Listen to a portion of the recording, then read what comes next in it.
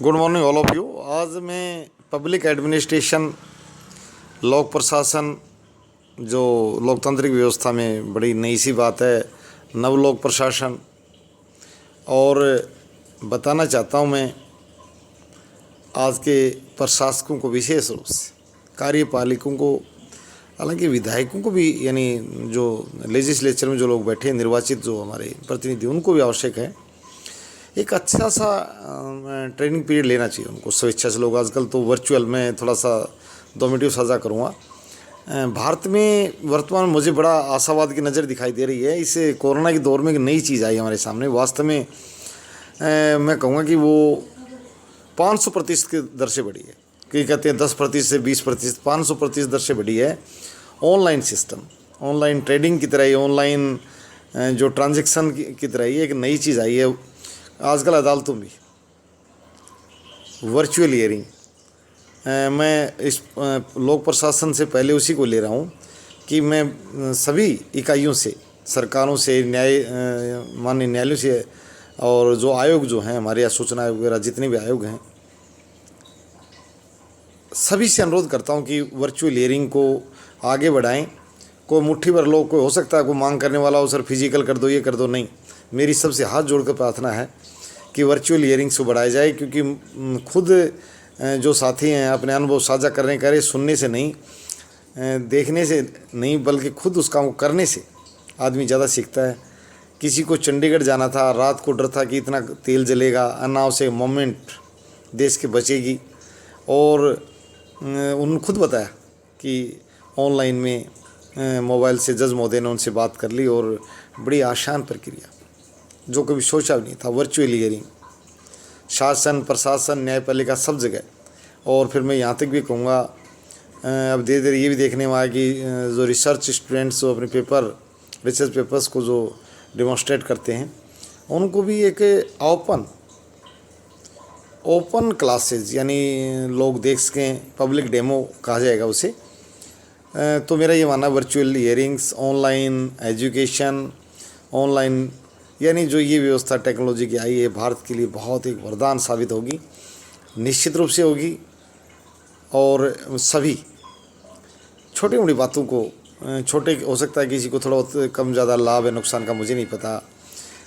जैसे 1-2 बार मैंने सुना कि वो लोग फिजिकल की मांग कर रहे हैं, नहीं भैया, सबसे हाथ जोड़ के प्रार्थना है, प्लीज़ वर्चुअल को आने दो। इससे आप खुद को भी लाभ है, दिल्ली में बैठे वकील महोदय और मद्रास हाई कोर्ट में भी अपीयरेंस दिखा पाएंगे, और इससे हमें क्लाइंट्स को लाभ होगा, आपकी बिजनेस बढ़ेगी, न्यायपालिका सुदृढ़ होगी, न्याय व्यवस्था आसान होगी, न्याय की प्राप्ति। तो सबसे ये विनम्र प्रार्थना है कि आप वर्चुअल हियरिंग्स को, ऑनलाइन स्टडी को बढ़ाएं, बिल्कुल बढ़ाएं। इससे हमें शिक्षा में भी इजाफा होने का, स्वास्थ्य में भी।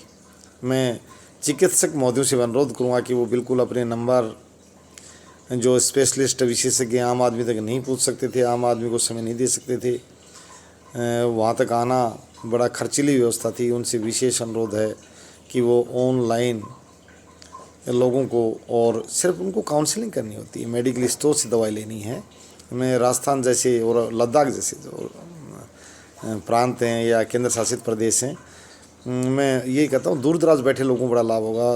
लद्दाख जो आज सबसे बड़े क्षेत्रफल वाला केंद्र शासित प्रदेश है, और भैया वहाँ 60,000 वर्ग किलोमीटर के आसपास, कुछ ज़्यादा कम नहीं है, 59-60, ये इस प्रकार से, इससे 58 तो बिल्कुल नहीं है वर्ग किलोमीटर उसका क्षेत्रफल है। यानी हरियाणा के क्षेत्रफल से बड़ा, शायद पंजाब से बड़ा हो, हिमाचल से बड़ा हो, यानी लद्दाख इन बड़े हमारे देश के काफ़ी राज्यों के बराबर का केंद्र शासित प्रदेश है।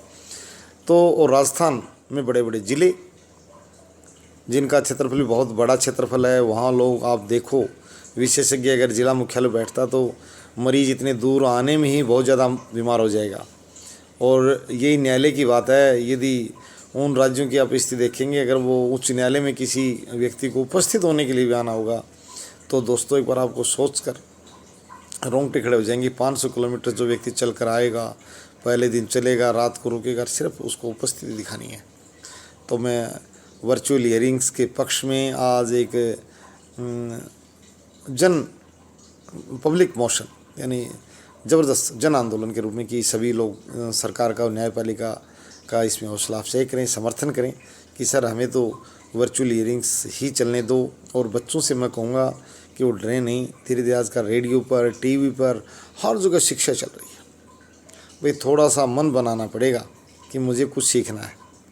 कहते हैं पढ़ेगा वही जिसके पढ़ने की मंशा है। तो मैं अभिभावकों से अनुरोध करूँगा कि वो बच्चों से थोड़ा सा उनको प्रेरित करें। बहुत कुछ आ रहा है आजकल। टीचर्स की ट्रेनिंग सबसे बड़ी, तो मैं बताऊंगा कि उनको सरकार को बहुत भारी धनराशि खर्च करनी होती है। तो इनके खाने की खर्च करो, कि इनको किराया दो, इनको डेली दो, नहीं, इतना आसान है। 200 मॉडल और SCRT और NCRT ने, मैं कह रहा हूँ कि राष्ट्रीय स्तर पर अध्यापकों को इतना अच्छे से प्रशिक्षित कर दिया जो पहले तो था भी नहीं। और एक निश्चित समय है कि वो जो ये भी नहीं है कि उससे अध्यापक बच सकते हैं। यदि कोई एक आधा ऐसा अध्यापक हो जो आलसी, जिसको प्रशिक्षण की आवश्यकता महसूस नहीं कर रहा है या अपने आप को ज़्यादा प्रशिक्षित मान रहा हो, तो उसमें ऐसा नहीं है, उसको लेना ही पड़ेगा प्रशिक्षण। उन वीडियोज़ का एक निश्चित समय है। तो मैं ये कहना चाहता हूँ कि इस जो प्रक्रिया वर्चुअल या ऑनलाइन या डिस्टेंस लर्निंग, जितने भी जो हमारे यहाँ भी ताज़ा जो सिस्टम आए हैं। पहले हम सुनते थे भाई दिल्ली में बैठा आदमी अमेरिका में पढ़ा रहा है, तो देहात के लोगों को तो बड़ा आश्चर्य होता है, कभी हो सकता है कि बेवकूफ़ बना रहे हो ये वो। नहीं, ऐसा नहीं है, क्योंकि वो लोग उस टेक्नोलॉजी सिस्टम से परिचित नहीं थे, इस वजह से उनको अजीब लगता था। आज ऐसा नहीं है, बिल्कुल जो स्टडी साइट्स हैं उन पढ़ा जा सकता है और ज़्यादा से ज़्यादा लोग लाभ लें। कहते हैं शिक्षित और विकसित, इसमें कोई दो राय नहीं है। पश्चिम ने तरक्की, संसाधन न होने के बावजूद सिर्फ शिक्षा के बल पर टेक्नोलॉजी हासिल की और शिखर में चले गए। और एशियन और अफ्रीकन कंट्रीज जहाँ संसाधनों की भरमार थी, शिक्षा के अभाव में कहाँ चले गए कहने की ज़रूरत नहीं है। मध्य एशिया में कितना तेल मिला, परंतु आप उन लोगों की शिक्षा, स्वास्थ्य स्थिति चाहिए देखो कहाँ बैठे हो लोग। अफ्रीका में क्या संसाधनों का अभाव है? भारतीय जो पूर्वोत्तर के राज्य हैं वहाँ क्या प्राकृतिक संसाधनों का अभाव? आप देखिए कितना ज़्यादा वहाँ जंगल और पहाड़ बहुत। हालांकि मैं अभी तक गया नहीं, परंतु ज्योग्राफिकल स्टडी बता रही कि बहुत संसाधनों भरमार है। तो भाई शिक्षा, शिक्षित और विकसित, तो शिक्षा के प्रति अभिभावकों को भी और बच्चों को भी एक जन आंदोलन के रूप में चलाना पड़ेगा। और यानी हम ये देखना कि हम किस स्तर पर हमारा राष्ट्र पहुँच जाए। ये निरक्षरता, अशिक्षा, ये सब तो हट ही जाना चाहिए। 21वीं सदी के भी 20 वर्ष हम लगभग पार कर चुके हैं। तो फिलहाल सरकारों ने भी जो अभियान चला रखे उन सब उनके भागीदार बने। और मैं ये भी कहना चाहूँगा जो बच्चे ज़्यादातर जो दूसरी जॉब्स कर रहे हैं उनको ओपन स्कूलिंग का जो कंसेप्ट है मैट्रिक करने के लिए, क्योंकि सरकार जो नई एजुकेशन पॉलिसी भी लेकर आ रही है उसमें इस तरह की बातों पर प्रकाश डाला जा रहा है। और सरकार के साथ साथ समाज भी प्रकाश डाल रहा है कि भाई मैट्रिक तो हर आदमी पढ़ ही ले, मैट्रिक करने वाला आगे तो अपने आप ही पढ़ने के लिए आतुर भी हो जाता है, उसका मनोबल बढ़ जाता है।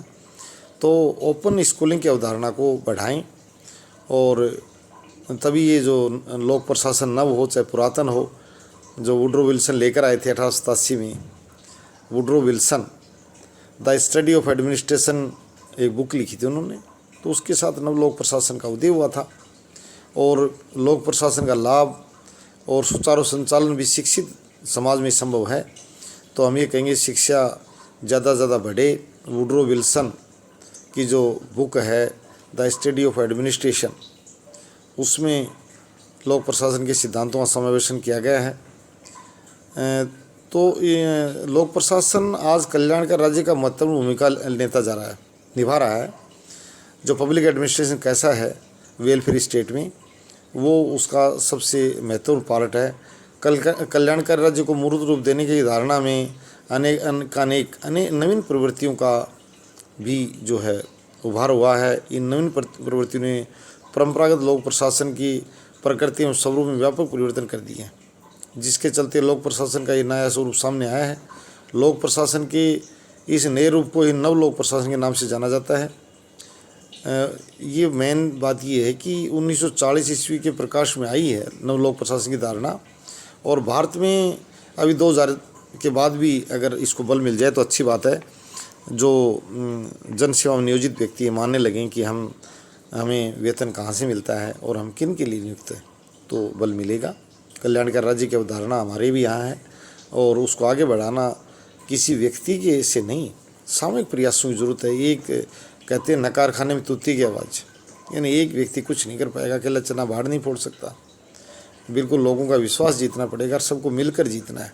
यदि किसी न्यायालय में, किसी विद्यालय में, चिकित्सालय में यदि बाहर से कोई नागरिक आता है किसी की सेवा लेने के लिए, तो जो बाहर निकले तो उसको ऐसा सब महसूस हो कि ये अच्छे लोग, इनका व्यवहार अच्छा है, वो बड़बड़ाता हुआ ये आप शुद्ध कहता हो बाहर न निकले। वो कहते दुखिया है गरीब की कबू न निष्फल जाए और मरे बैल की चाम से लो भस्म हो जाए।